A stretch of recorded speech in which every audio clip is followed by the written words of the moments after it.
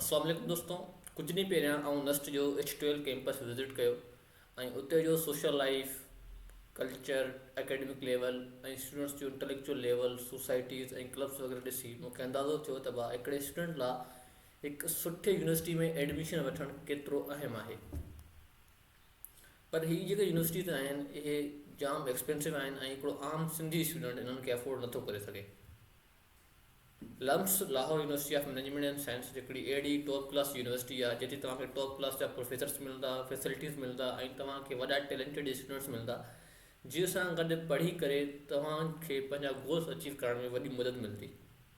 पर इहा जाम हिकिड़ी एक्सपेंसिव यूनिवर्सिटी आहे जेको हिकिड़ो आम सिंधी स्टूडेंट अफोर्ड कोन थो करे सघे। पर लम्स जो हिकिड़ो स्कॉलरशिप ईंदो आहे नेशनल आउटरीच प्रोग्राम जे नाले सां, जिते तव्हां फ्रीली पढ़ी सघो था 100% स्कॉलरशिप ते विथ हॉस्टल फी ऐं तव्हांजी जेके बि तव्हांजा स्टडी सां रिलेटेड एक्सपेंसिस आहिनि उहे सभई उन स्कॉलरशिप में कवर कया वेंदा आहिनि। हिन स्कॉलरशिप जे थ्रू तव्हां लम्स यूनिवर्सिटी में computer science, accounting, finance, economics, humanities, physics ऐं सोशल साइंसिस में बैचलर्स करे सघो था, ग्रेजुएशन करे सघो था। ही सभई डिपार्टमेंट्स मिलाई करे लम्स में टोटल 21 डिपार्टमेंट्स आहिनि जंहिंमें तव्हां बैचलर्स करे सघो था फ्रीली।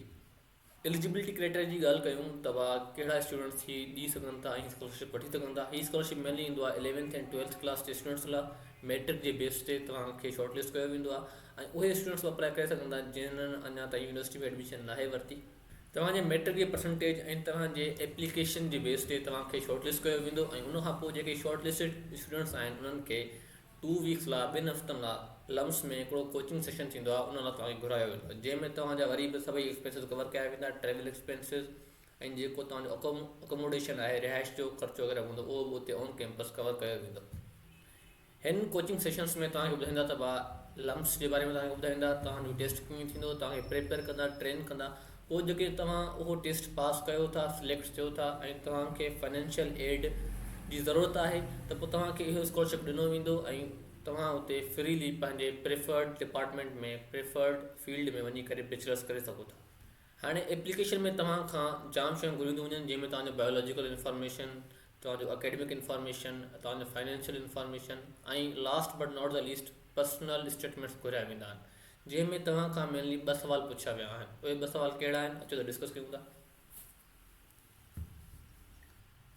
2 सवाल पुछिया विया आहिनि। इन्हनि सवालनि जे थ्रू ई तव्हांजे माइंड सेट, तव्हांजो इंटेलेक्चुअल लेवल, तव्हांजो बिहेवियर ऐं तव्हांजी साइकोलॉजी खे सम्झियो वञे थो ऐं तव्हांखे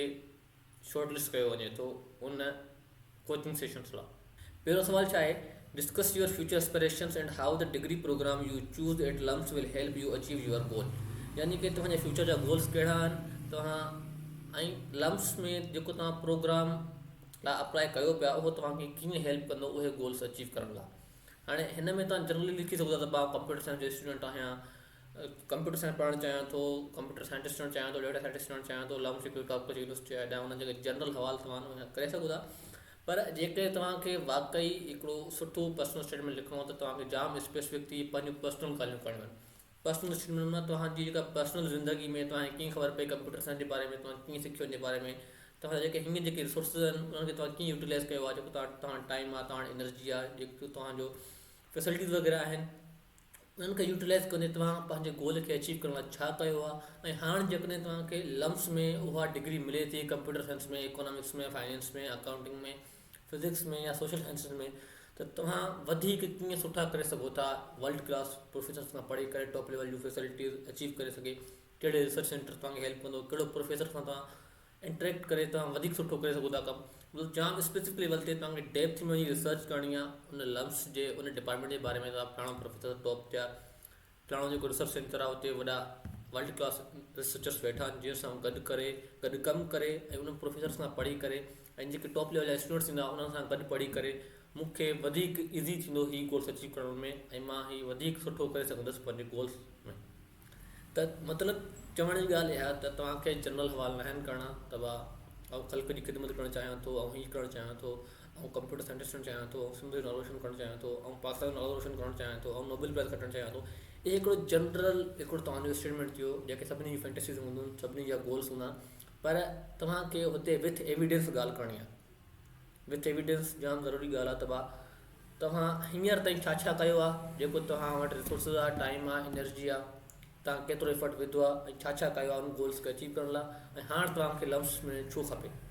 जाम स्पेसिफिकली रिसर्च करे इन डेप्थ हुई तव्हांखे ॻाल्हि करणी आहे,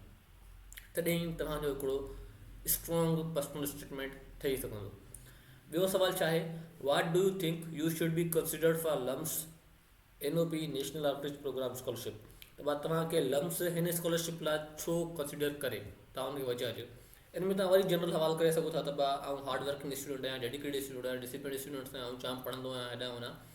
पर वरी बि तव्हांखे जनरली न आहे ॿुधाइणो। तव्हां हार्ड वर्किंग ऐं डेडिकेटेड स्टूडेंट्स आहियो त तव्हां हुनखे ॿुधायो त भाउ आउं पंहिंजे दम ते हेतिरा किताब पढ़िया आहिनि, हेतिरा आर्टिकल्स पढ़िया आहिनि, हेतिरा एसेस लिखिया आहिनि, ही टेस्ट पास कयो आहे, मुंहिंजूं हेतिरियूं मार्कूं आहिनि, ही शयूं पाण सिखियूं आहिनि, ही टेक्नोलॉजी पाण सिखिया आहिनि, ही प्रोग्रामिंग लैंग्वेजिस पाण सिखिया आहिनि, मैथमेटिक्स में ही कमु कयो आहे, या जेको बि तव्हांजो सब्जेक्ट आहे जेको तव्हां पाण पढ़ियो आहे उन में तव्हां छा छा कयो आहे उहो तव्हां हुन में ॿुधाए सघो था। उन मां ई ज़ाहिर थींदो त भाउ तव्हां हिकिड़ो हार्ड वर्किंग ऐं डेडिकेटेड स्टूडेंट्स आहियो। ऐं ॿी ॻाल्हि जेके तव्हां लिखो था त भाउ मूंखे कम्यूनिटी जी, सोसाइटी जी, ख़ल्क़ जी ख़िदमत करण जो शौक़ु आहे, हिकिड़ो जज़्बो आहे, त तव्हां सिर्फ़ु इहो लिखंदव न, तव्हां ॿुधाईंदव त भाउ तव्हां केतिरा स्टूडेंट्स पढ़ाया आहिनि, केतिरनि माण्हुनि जी हेल्प कई आहे, तव्हां जो जेको ॻोठु आहे या शहर आहे उनजे माण्हुनि खे तव्हां कीअं हेल्प कयो आहे, तव्हां भले नंढा नंढा एक्शन्स हुजनि त भाउ ऐं हिन स्टूडेंट्स खे गाइड करे छॾियो, ऐं हिन स्टूडेंट ऐं 10 स्टूडेंट्स खे पढ़ाए छॾियो आहे, ऐं 10 स्टूडेंट्स खे मैथ पढ़ायो आहे, 10 स्टूडेंट खे ऐं हेल्प कई आहे फिज़िक्स में, साइंस में, या 10 स्टूडेंट्स खे कंप्यूटर साइंस जे बारे में ॿुधायो आहे, उन्हनि खे नई दुनिया जी ॼाण ॾिनी आहे। त इहो मतिलबु छा, भले नंढा नंढा स्टेप्स हुजनि, पर तव्हांखे विथ प्रूफ ॻाल्हि करणी आहे। तव्हां हार्ड वर्किंग ऐं डेडिकेटेड आहियो त तव्हां छा कयो आहे हींअर ताईं, तव्हां डिसिप्लिन्ड आहियो तव्हां हींअर ताईं छा कयो आहे, विथ एविडेंस ॻाल्हि। ईअं ई तव्हांजो पर्सनल स्टेटमेंट तव्हांजे पर्सनल लाइफ सां रिलेट करे हिकिड़ो यूनिक थी सघंदो ऐं हिकिड़ो सुठो इफेक्ट विझंदो, ऐं तव्हांजे जेके शॉर्ट लिस्टिंग जा चांसिस आहिनि उन्हनि खे इंक्रीज़ कंदो।